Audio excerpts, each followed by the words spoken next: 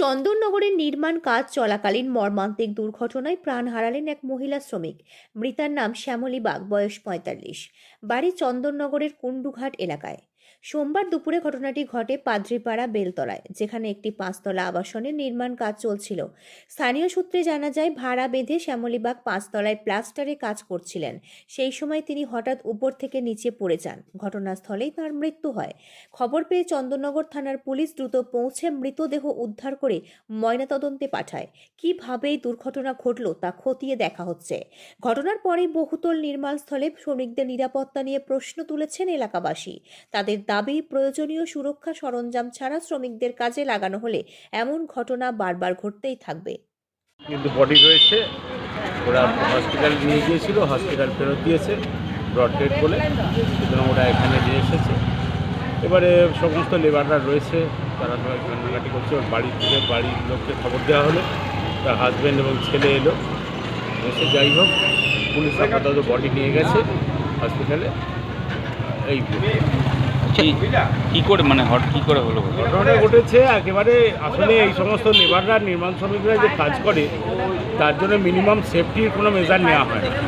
একেবারে 4তলার উপরে একটা দেখছিল, ওখানে একটা আছে, মাচা আছে, সেই মাচাতে ভাড়াতে দাঁড়িয়ে কাজ করছে। আর মহিলা 45 বছর মতন বয়স, তো তিনি কাজ করছেন ওখানে, জল পাইপের কাজ করছেন, জলের পাইপ টাইপ গেছে, কিন্তু তার কোনো না আছে বেল্ট, না আছে কোনো ধরার পিছনে কোনো রকম রেলিং, মানে একটা বাঁশ দিয়ে যে তাকে ধরার জন্য।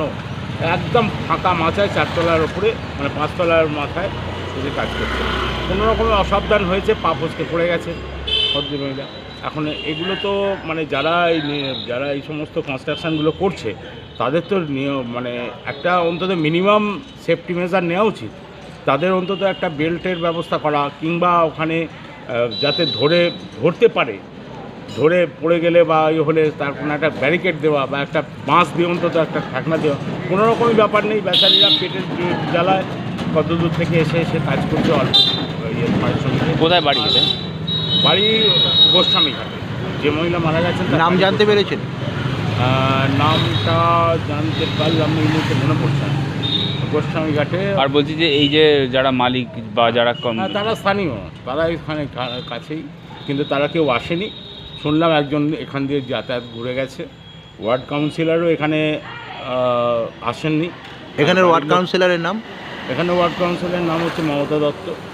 তার হাজব্যান্ডকে বলা হয়েছে, আমাদেরই একজন, মানে শহর জুড়ে প্রমোটিং হচ্ছে, কিন্তু তার সেফটি নেই এ ব্যাপারে। এবং এত বড় একটা অ্যাক্সিডেন্ট হয়ে গেছে রাস্তার ওপরে, সেটা শুনেও তার কানে পৌঁছয়নি, কিংবা কানে পৌঁছলেও আসেননি। তার কারণ হচ্ছে কাউন্সিলরের হাজব্যান্ডকে এখানে একজন ধরে বলেছে, কিন্তু তিনি এই এলাকার মধ্যে ফেরেননি। আর না প্রমোটার বা প্রমোটারের কোনো লোকজন এই এতক্ষণ ঘন্টা দেড়েক দুয়েক ধরে যে কাজটা চলছে, পুলিশ বডি নিয়ে যাওয়া পর্যন্ত, ততক্ষণ তাদের কোনো চিহ্ন পাওয়া যায়নি। তারা নিজেদের আড়ালে রেখেছেন কিংবা ব্যবস্থা করছেন যাতে।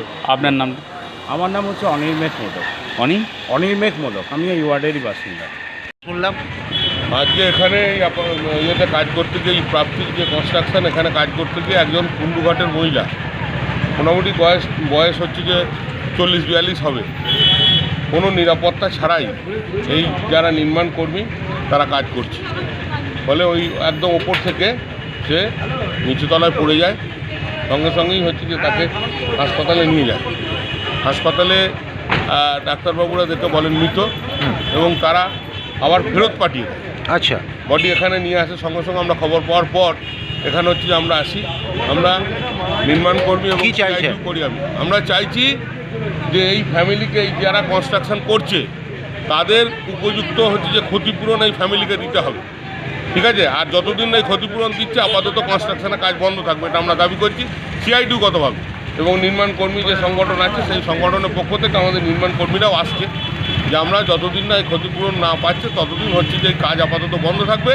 এই ফ্যামিলিটাকে হচ্ছে স্বামী আর হচ্ছে যে ছেলে দুজনই এসছে, কুন্ডুঘাটে বাড়ি, এটা তার কেউ নেই। সেই কারণেই ক্ষতিপূরণ দিতে হবে। এবং আগামী দিনে যাতে হচ্ছে এই শ্রমিকরা যাতে এইভাবে কাজ না করে, তাদের নিরাপত্তার ব্যবস্থা, বেল্ট থেকে শুরু করে যা সেইটা ব্যবস্থা করে যাতে কাজ করা যায়, সেইটা হচ্ছে যে যারা ফ্ল্যাট এখানে করছে, কনস্ট্রাকশন করছে, তাদের বিষয়টা দেখার জন্য বলছি। আপনার নাম? আমার নাম হীরালাল সিংহ, আমি সিআই2 চন্দননগর সমন্বয় কমিটির হচ্ছে যে সম্পাদক।